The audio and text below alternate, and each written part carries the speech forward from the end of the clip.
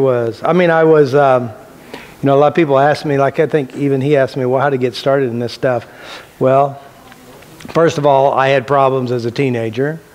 Secondly, I wanted to kind of clean my own head up, you know, and of course I married my wife, or she wasn't my wife before I married her, then she became my wife, and then of course she had child abuse, and I wanted to help her.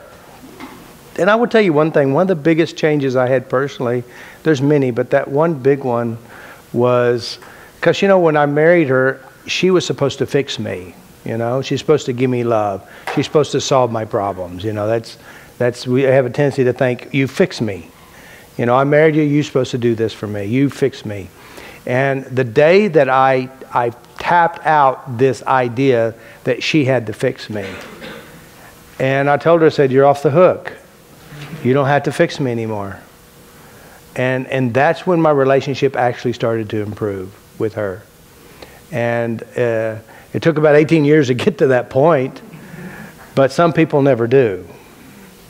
So that was the start of it. And of course, you know, I was, when we got married, I was 22, she was 21. I was in Bible college, studying to be a minister, and somehow she got pregnant. I kept saying, no, let's wait.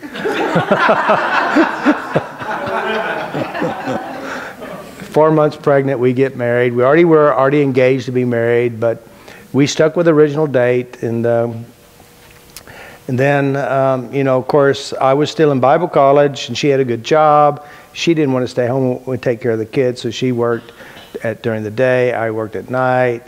And then it got to be where I couldn't handle all the stuff. I had a lot of school issues even then, because I didn't know tapping then, you know. So I became Mr. Mom. I started watching the kids. I couldn't stick with college, so I dropped out. I just take care of the kids. I started buying cars, junk cars. And we're talking about auction, you know, the impound auction, you know, they drink and drive an accident, and I'd buy the cars. First car I bought, paid $45 for it. Turned around and sold it for $450. And I did that for 18 years. Bought and sold junk cars, muscle cars, Mopars, Dodge Chrysler Plymouth. I don't know if you don't know anything about that, but Superbird, Super B. I never had a Superbird until when I got, you know, in the last 5 years. But I always had Super Bs, Hemi cars, six-pack cars. If it don't mean anything to you, it's cool. And of course, you know, having like I have a Hellcat, you know, which is like 707 horse. Like that sucker will fly. I've had it up to 160, and it could go more, so it was enough. But you know, to me, they're just cars. You know, it's like I have a nice home. I lived in a mobile home for 22 years, and I just bought a house 3 years ago. My work that I do, what I do here, is from my heart. It's from my belief system. I've done it. I believe it. I know it. You know, of course, for 2 years, up until July of this year, for 2 years, the competition, you know, the EFT and the matrix reimprinters were attacking me personally. They wrote a lot of that bad things. They attacked my friends. And of all my life, this was the most painful part in my entire life, because it was people that I respected, people I thought that we were on the same team. And it really hurt. And there was a point, a thought of suicide, but I know it was just a stupid thought. I tapped it out. I had my friends tap on me, because it's like an ultimate betrayal in a sense, because they were vicious and they were mean to my friends. That hurt a lot of people. But I knew what I was doing was right. And that wasn't the first time I had tough times with it. My early days, you know, I was tapping, and my brother-in-law said you could kill people with tapping, you know, and seriously. But he was a martial artist, and he knew all kinds of weird stuff. But I just know that I know that it works. I know it's coming from a good place. And so this is a part of my journey. But if I had not been tapping, if I had not had my friends tapping on me in the last 2 years, and they tell me, Robert, shut up. Don't fight back, don't talk back, and they took it off by themselves. They had a whole website dedicated to the smearing of me. And these are energy people. These are energy people. And so what kind of energy are they sleeping with at night? You know? But, you know, it's like Well, don't talk about it. Say, listen, this is my truth. You know, my dad beat me with a hammer. So what? They did this stuff. So what? You know what it did for me? It made me work harder. So I got people together. We created teams. We started improving our system because this is what I do. Listen, you have a problem with me, I will listen to it. And I'll ask myself, what's your problem? What's my problem? What can I learn from this? So I listened to what they were accusing me of, which they were doing. But I also listened to how I can make my system even better. And I cleaned up and I figured out what I'm doing is now going to be the #1 healing modality in the world. Because I took what I learned from this experience and solved the problems that they had. And that's how I created my stuff. Matter of fact, my system is built when I was using EFT, what didn't work. And I tried to figure out what makes it work. Why didn't it work? And I started mixing and creating. And I just took this other great lesson I had for 2 years. It was the greatest thing that ever happened to me. Not while I was in it, though. It was shit, I'm telling you. You know, and I see some, because, you know, some of my friends turned on me. You know, some of the people I believed that I know that I helped change their life, they turned and they ran, or they didn't stand with me. But there's some people, like I see Phyllis, she was there with me all along through this stuff. And, you know, I never experienced this stuff. Never experienced any jealousy in my life. I mean, I wasn't that much to be jealous of, you know. I wasn't the smartest one in the class. I wasn't the fastest runner, and I definitely wasn't the prettiest. But I have created a system that is the best. And of course, they said, listen, Robert, they do that all the time. Churches do it to each other. Chiropractors do it to each other. You know, Carl Cease, he had it happen to him too. So the only reason why it does happen is to make you stronger. Or you can give up. And I'm not giving up until I'm dead. And I'll be alive fighting on the way there. So, listen, there's going to be opportunities for you to grow. There are going to be people who won't like you. They just don't have good taste yet. Just understand that. So work your own head. Do what's right. If you know it works, do what works. And if you're scared when you're doing it, keep tapping through it.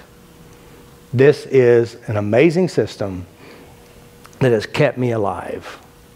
It's helped support me. It helps support my friends. It's given people jobs. It's given people hope. It's given people a better way of life. And I don't know about you. I like things better. I like to enjoy myself. I like to take it easy. I like to go places, see people. And what I like, somebody, you know, Gene was asking me, well, what do you like about this? You know what I like about this most of all? Is you. Because peace.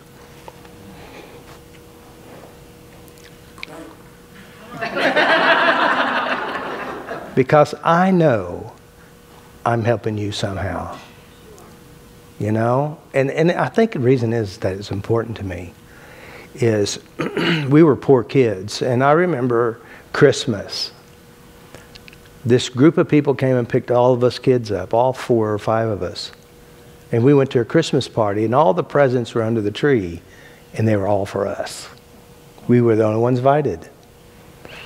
And I know that there's a lot of people who helped me through my life. Coach Carter would come to get me and take me to wrestling practice when I was in PE. I got to go to camp for free because he helped me. Maybe that's why I do it. Because I know that when you work with children, help people who need help, they don't have to grow up in the shit. They can be the shit. They can be the greatest. Because those of you who thought you were the worst at the bottom of the pit will be the greatest as you work through it. So that's why I do what I do. It hasn't been easy, but the purpose that it not being easy, it helps me get stronger. It helps me get stronger. Because, again, remember, watching the movie of Troy, I saw the giant, and I'd take that sucker out. One problem at a time. And that's how we all need to do. Just remember, The giant's inside you, and you are the giant. Make peace with yourself. Learn to love yourself, like yourself, and do what's right. And as you do what's right, your life gets more right for you. And I don't know about you, I like a little bit more. Isn't that right? So I love my seminars. I love doing this. I love seeing people who change. You know, when I'm at home, I'm not that social. I'm kind of to myself, you know, and I'm not always so talkative. Because I've found out if I use all those words up, I won't have anything for my seminars to talk about. My wife said, you know, I learned more about you watching you on YouTube than I do sitting with you. Because I think the reason is, you know, like I was talking to, I think your name's Gary, right? I was talking to Gary and I said, Gary, you know, what I do when I do these seminars, I'm just with my friends.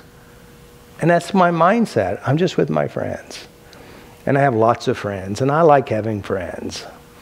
And I also like all my friends to walk in unison to help change the world and make it better. Starting with myself, ourselves, and impacting everyone else we meet.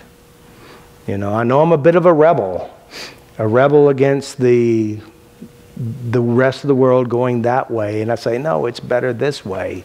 And this way is taking ownership. No one's doing it to you. It's just our response to them. And yeah, we know people have problems. That's not my problem. You know, so I do apologize. I didn't get to tap on all of you. You know, I have it in my head. It's like I'm playing Rambo. I'm doing like 20 people, you know, just doing all of them. But it seems like there's not enough hours in the day to do all that. And, you know, of course, and also I'm doing a lot of work up front, and I'm doing as much as I can, changing as many memories as I can, because I know it's in the memories that we create our problems. And just remember, if you don't know what to do, do one thing. Change a memory. Change a memory. If it doesn't change the first time, don't stop until you get it done. And when you get it done, you know you're done because you feel good and you're smiling. And as you do that, your life gets better. Just remember, it is all about you, love you, like you, be kind to you. And do learn how to take control of your life. You're stuck with you. You might as well be your own friend. You know what I'm saying?